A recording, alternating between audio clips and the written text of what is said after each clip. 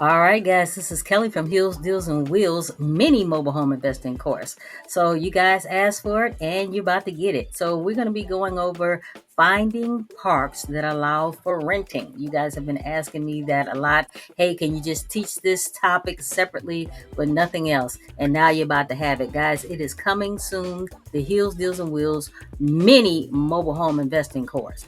Also in the course, we will be going over getting Section 8 renters. You guys have really been asking me about that, and it's coming soon. Hills, Deals, and Wheels mini mobile home investing course is coming soon. We're going to be talking about finding parks that allow for renting and getting Section 8 renters. However, there is one more topic.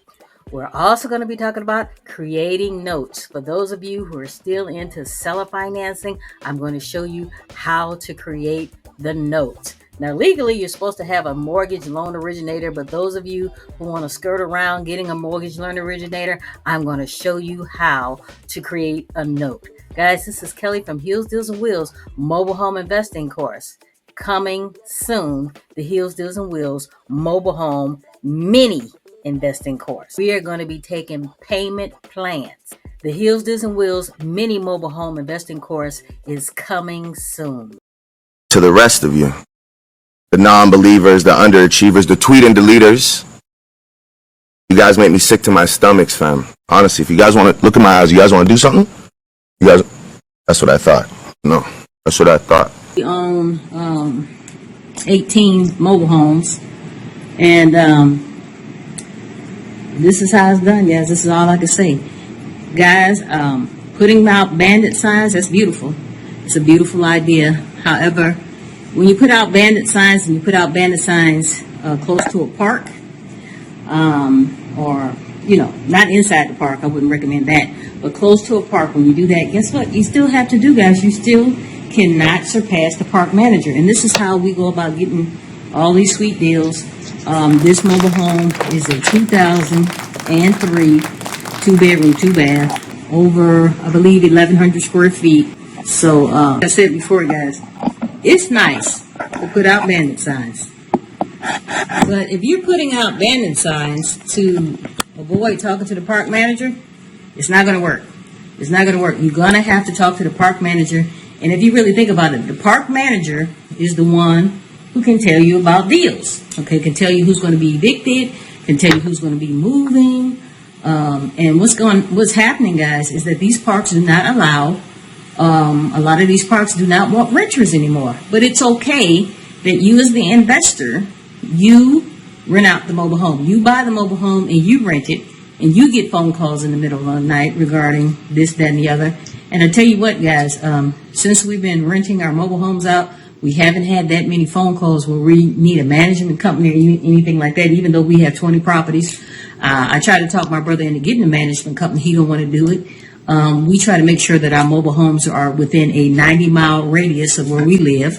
That's what we try to do. And it works out very fine for us. So we have 20 properties, no management company. We have, including this mobile home, we have 3 vacant mobile homes. This mobile home we've only had for since July the 14th. Today is actually August the 3rd. So we've had this mobile home maybe not even 2 weeks. Our other 2 mobile homes that are empty right now, that's, on the other side of town, roughly about 90 minutes away from here.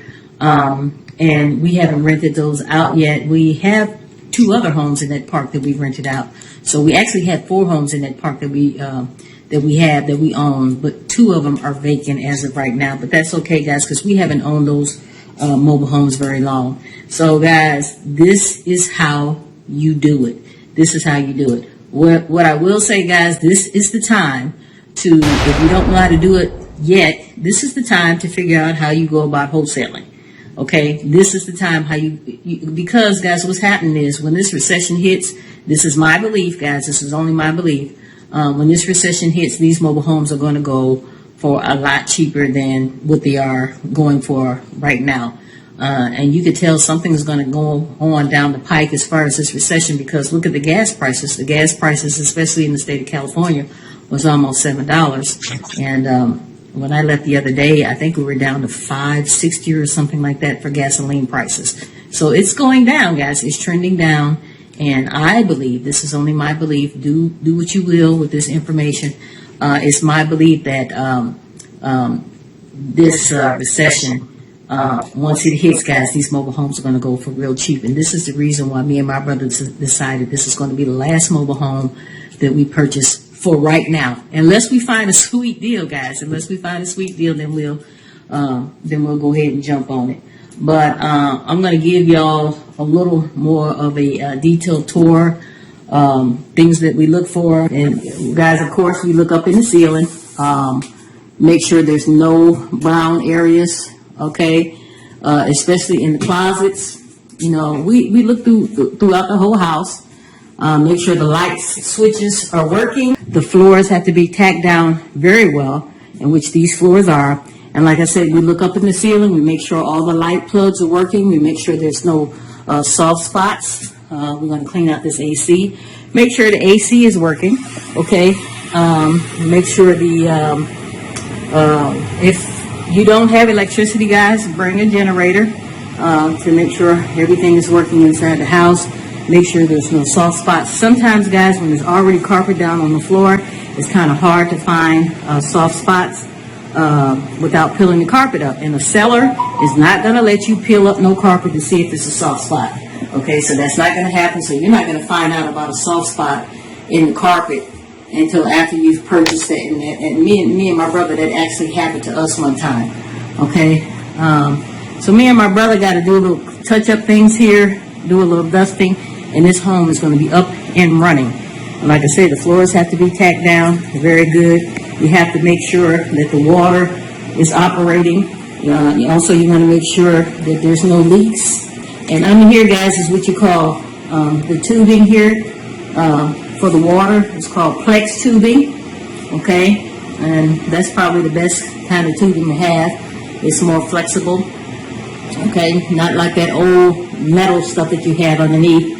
And normally, guys, you will find a lot of soft spots, like right along the base of the tub, okay? Especially these tubs here that you know, sunken and huge. And we have a lot of those, especially in this particular park. They have a lot of sunken tubs, and so oops, got some spider webs on me. So we're just looking, guys, making sure everything is operating, making sure there's no leaks. You can go in the shower, make sure nothing's going on with that. I'm sure my brother only has the AC going because we're going to come back and do some touch-up stuff and put some blinds up, okay? So soft spots, ceilings, go in the closet, make sure the AC is working, check out all of the plugs, make sure there's no leaks, look underneath the sink. Like I said, it's going to be hard to find a soft spot if, you know, we're talking about some carpeting. Okay?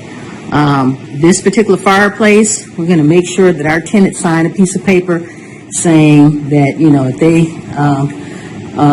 you know, put the fireplace on, you know, we don't want our mobile home to burn down, guys. So they're going to have to sign a special piece of paper saying that we really don't want this fireplace to be used. We want this to just be like a decorative thing because this is a fire hazard. What else can I tell you? Like I said, finish looking through all the ceilings here. Make sure there's no brown spots, no leaking whatsoever. Turn on the water. Flush the commodes. Look under the sinks. Okay, guys, it don't take a rocket scientist to figure all this out. Okay, so we got some cleaning that we have to do on the tubs. Check for soft spots. Like I said, the soft spots are normally around the tub. And a lot of times around the commode. Okay? We got to do some dusting with the ceiling fans. But, and change this screen out. The screen is coming out. Do you see it? Okay? But there's definitely a hint of cigarette smoke in this particular mobile home. Okay? So, like I told you guys, am going through the mobile home right now for the first time with you guys, with my students, Hills, Deals, and Wheels. Okay? This is my first time even seeing the mobile home. I actually landed on yesterday. Okay? So this is my first time seeing the mobile home. But let's go outside. Okay? And also, they make sure that the stairwell coming to the house is very sturdy, and this is very sturdy. And then another thing, guys, you know, if you want to get adventurous, you can get a ladder and try to get up on the roof. This is a shingle roof, and I told you guys the shingle roofs don't last as long as those metal roofs. So what you're doing, guys, is when you look away from the mobile home, as you're looking for any buckling and you're looking for any missing shingles, because normally if there's buckling or missing shingles, guys, that means that eventually you're going to have a leak. Okay? Let me see if this shed is open and see what's going on with this shed. So, guys, the lot rent at this particular park, let me open this up, is, I guess that's locked, guys. But the lot rent for this particular park is $6.95, okay? And we're asking $16.50. But overall, guys, these are the type of deals that you get if you talk to the park manager. You got to talk to the park manager, putting all up that bandit sign and all that. That's good, guys. But eventually, you're going to have to talk to the park manager. And this is how you get the sweetest deals, okay? 2003, 2-bedroom, 2-bath. They wanted $37,900, and we got this for $15,000, guys. Tack down some carpet and bought some shades. We were roughly out of about $2,000 for this particular mobile home, but it's very, very nice. And they have a little deck you can sit up on the back. And this is another thing, guys. You're definitely going to have to put some skirting. Skirting is very important, guys. It's very important because, as you can see, guys, our underbelly is being eaten up by some rodents. You don't want that. They start messing with the ductwork to your mobile home, so you do not want that. I ain't gonna get too close because I'm not really sure what's under there, but you see what I'm saying? Okay, that ductwork, guys. This here is your hot water heater. Okay, and very nice mobile home. But all in all, this is a great deal. I'm not really sure if my brother noticed that the skirting was jacked up back here, but that's okay. That's going to be an easy fix. We don't want things climbing in the problem for our AC system, because that has happened before.